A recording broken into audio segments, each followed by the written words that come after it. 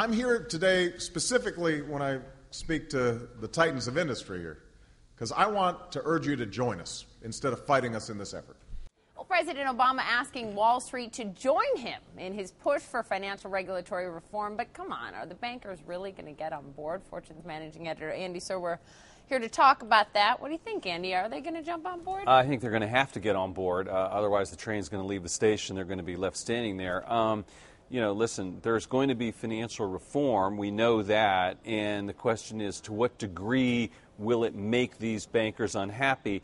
And more practically, to what degree will it actually stymie their business? And to what degree will it actually help or hinder our economy? I mean, those are really the big questions. We don't really care whether someone makes $25 million a year or $18 million a year. I mean, boo-hoo.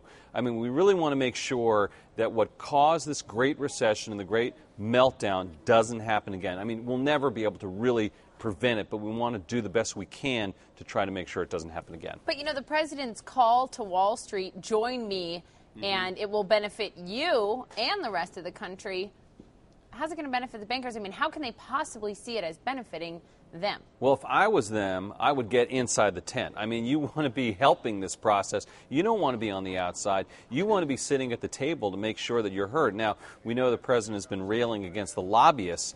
Sure. I think that... Who do you think those lobbyists work for? Yeah, well, the lobbyists work for the bankers, but I think the bankers probably want to be a little bit more direct and talk to the president directly and make sure that their voices are heard. I mean, they can sit out there and bellyache all they want, but if they're not at the table, you know, they're going to be, you know, handed something that's probably less palatable. But what the president is calling for 5 main things: too big to fail being enacted, the Volcker rule, that's a big one the bankers don't like, Right. you know, making derivatives trading more transparent, having a consumer protection agency, and also having investors have more say in banking exec compensation. In Davos at the World Economic Forum not long ago, almost every single head of the big banks that I talked to didn't like this. They certainly didn't like the Volcker rule. Well, the Volcker rule, I'm glad you fixated on that, because that was the one I was going to talk about. And that basically would separate investment banking from commercial banking, essentially revert back to what was known as the Glass-Steagall Act, which separated those two businesses during, after the Great Depression in the 1930s,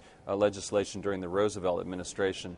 And, you know, I think that that would be the most difficult to enact. That would actually, you know, if you take a company like Goldman Sachs, which obviously has been the lightning rod here, that would basically take that company apart, it would seem to me. I mean, the compensation stuff, I don't really think that that's going to go anywhere, because, you know, very, very difficult. How do you actually limit someone's compensation? And then the talent just goes to companies like hedge funds. But I think the Volcker rule is difficult. It may be important, but it may be hard to do. I think too big to fail, to me, and derivatives, understanding and regulating derivatives and understanding this too big to fail thing and making sure we get our hands around that and enacting that, I think, are the important ones. So do you see then in the end here, Andy, watered down legislation where maybe the lobbyists get their way, get the Volcker rule out, but get some of these others in?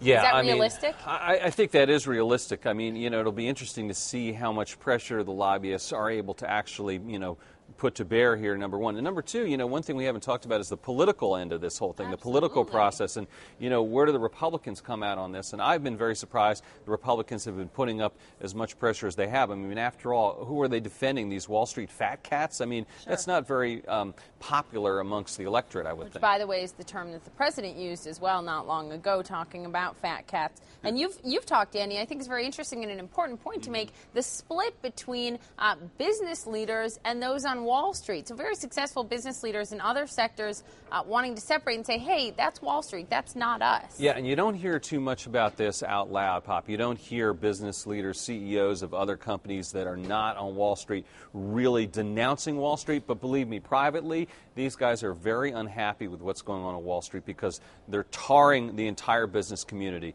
You know, business people that I talk to say, hey, those people are not me. You know, we're actually making products, we're helping society, we're really doing things. And these guys, you know, they're not doing that. Now, the reason they're not being public about it is because, you know, at some point very soon they're going to have to sell stock or do an IPO or do some mergers and acquisitions with those bankers. So you can't yell too loudly, but, you know, it is out there. So finally, back to the president's message here in New York, Wall Street, join me. Is that just sort of a polite way of saying you have to get on board, but I'm asking you? Well, asking or telling, right? That's Sure. the question, Poppy. And I mean, there's two ways to look at that. One, I'm being nice. Two, I've got this hammer behind my back, and I'm going to hit you with it if you don't get on board. So, I think it's a little of both. I mean, I think it's smart of him to say that. It sounds conciliatory. On the other hand, if they don't do that, where are they? They better get on board because, it's going to happen whether they like it or not. Yeah. All right, Andy. Thanks. Thanks, Poppy.